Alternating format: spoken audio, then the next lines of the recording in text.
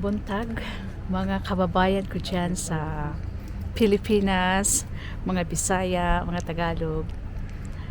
Karong adlaw guys na ako sa Anholt, Northern Westphalen. Ning visit mi sa simbahan sa Pinoy-anan sa Ahongbana. Oh my God, very very blessed. Thank you Lord.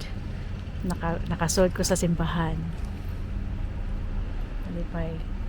Karong adlaw ay very important day of my life. So I'm very very happy today guys. Nakabisit ko sa simbahan. Catholic Church. Very very blessed. If you go inside, oh my God. I have my prayer book and I pray very very quietly. Thank you Lord. Today special day today. I'm very thankful to God.